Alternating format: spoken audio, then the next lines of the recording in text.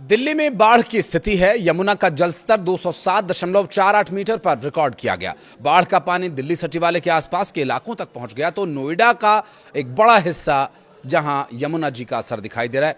क्या आपको मालूम है कि दिल्ली में सबसे भयंकर बाढ़ कब आई थी?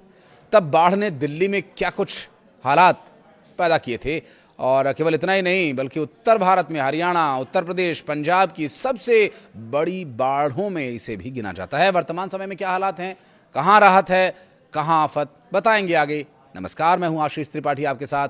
दिल्ली में यमुना जी का जलस्तर वीरवार को करीब 11 से 12 के बीच में जो दर्ज किया गया वो 207.48 से 47 मीटर के बीच दर्ज किया गया। कुछ समय तक स्थिर रहने के बाद अब जलस्तर धीरे धीरे कम होने लगा है। यमुना नदी का जलस्तर शाम तक घट करके जो 207.48 था वो 207.42 तक आ गया है।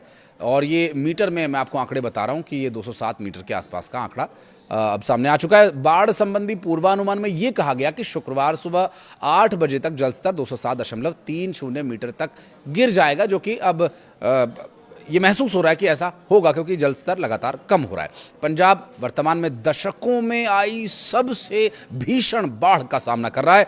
आपको बता दें कि 3,55,000 से अधिक लोग प्रभावित हुए हैं और ताजा आंकड़े 4 लाख तक पहुंच गए हैं, जिसमें 1,75,000 हेक्टेयर से अधिक कृषि भूमि पर फसलें तबाह हो चुकी हैं। पंजाब में बाढ़ से मरने वालों की संख्या गुरुवार को जो आंकड़े सामने आए उसके अनुसार अब बढ़कर 39 हो गई है। पंजाब सरकार की तरफ से जारी बुलेटिन के मुताबिक 3 लोग भी लापता बताए जा रहे हैं। केंद्रीय जल आयोग के मुताबिक दिल्ली में यमुना जी के जलस्तर में 5 सितंबर को गिरावट देखने को मिली और सुबह 8 बजे यमुना जी का जलस्तर काफ़ी कम दर्ज किया गया और 207.30 मीटर तक ये पहुंचने की संभावना जताई गई। जरूरी बात यह भी है कि पूर्वानुमान के मुताबिक इसके बाद भी यमुना जी का जलस्तर लगातार गिरता रहेगा।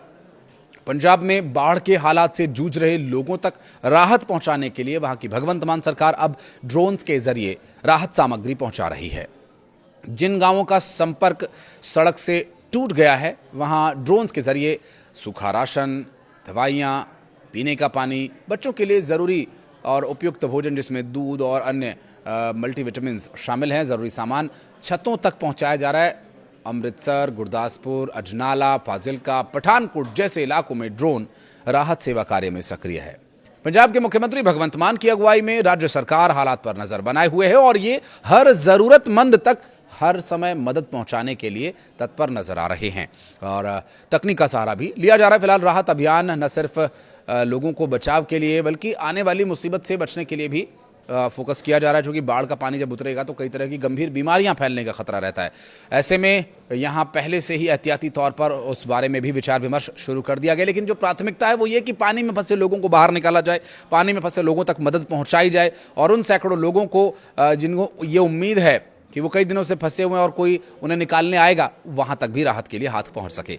सरकार जमीनी हालात को खुद समझ रही है और हर जिले के प्रशासन को सक्रिय रूप से मदद भी पहुंचाई जा रही है। यही वजह है कि राज्य के ज्यादातर प्रभावित इलाकों में राहत कार्य समय पर और योजनाबद्ध तरीके से किए जा रहे हैं। सबसे बड़ी बात और जो सबसे असरदार पहल रही वो ड्रोन की रही, जिससे राहत सामग्री पहुंचाने का काम शुरू किया गया। अमृतसर, अजनाला, फाजिलका, गुरदासपुर, पठानकोट जैसे इलाकों में पुलिस और प्रशासन मिलकर के ड्रोन के जरिए लोगों तक मदद पहुंचा रहा है और इन ड्रोन के जरिए उन गांवों में भी सामान पहुंचाया गया जहां नाव नहीं जा पा रही हैं।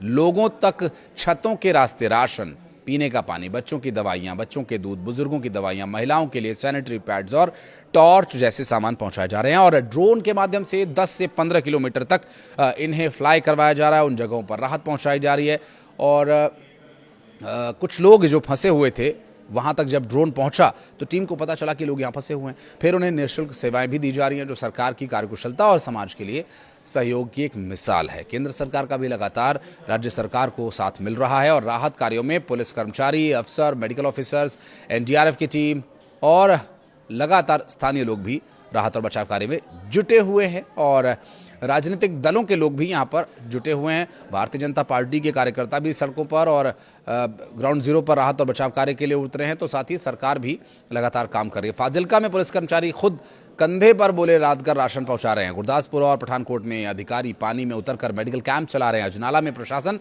ट्रैक्टर्स और नावों से राहत सामग्री बांटने में जुटा हुआ है और ऐसे में स्थानीय गांवों तक राहत पहुंचाने का प्रयास लगातार जारी है। टेक्नोलॉजी का भी यहां पर सहारा है और जिसकी वजह से ड्रोन्स के माध्यम से लगातार काम चल रहा है।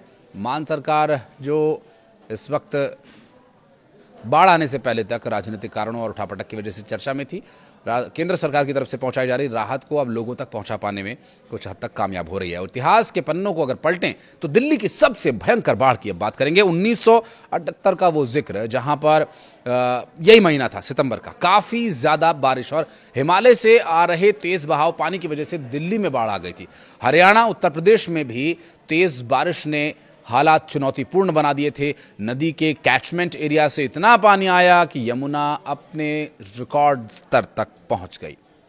और तब जो इस वक्त हथनी कुंड बैराज है, तब ये ताजेवाला बैराज के नाम से जाना जाता था और भारी मात्रा में पानी यहां से छोड़ा गया था, जिसने सीधा दिल्ली में बहुतायत पानी भेज दिया। और बाढ़ के जो गवाह रहे लोग हैं आज भी उसे याद करके डर जाते हैं। रातों रात नदी का जो फंता पानी है वो घरों में पहुंचने लगा था और कुछ इसी तरह के हालात जो आज बने हुए हैं, इससे भी ज़्यादा खतरनाक स्थिति थी। लोगों ने छतों पर जाकर शरण ली। फिर वही राहत और बचाव कार्य चलाया गया। यमुना का जलस्तर जो मौजूदा जलस्तर से हल्का सा ऊपर था, 207.49 जो लास्ट अभी दर्ज किया गया था, जो खतरे के निशान के आसपास था। 2023 में 208 मीटर तक भी ये रहा। 1978 की तरह तबाही हालांकि नहीं हुई, लेकिन 1978 में दिल्ली के बड़े हिस्से पानी में समा गए थे। और जो अभी आप चर्चित कश्मीरी गेट का जिक्र करें, पुराना लोहा वाला पुल, ITO, यमुना बाजार, गांधीनगर और यमुना पार का इलाका पानी में डूब गया था। यमुना पार की बस्तियां पूरी तरह से पानी में चली गई थी। लेकिन आज राहत ये है कि ये पानी अब उतरने लगा है और अब लोग राहत और बचाव कार्य का लाभ ले पा रहे हैं। वर्तमान स्थिति को लेकर ये अपडेटेड रिपोर्ट हम आप तक लेकर आए थे। कुछ कहना चाहें, वीडियो अच्छा लगे तो लाइक कीजिएगा, कहना चाहें तो कमेंट सेक्शन में आएगा। धन्यवाद यहाँ तक बने रहने के लिए।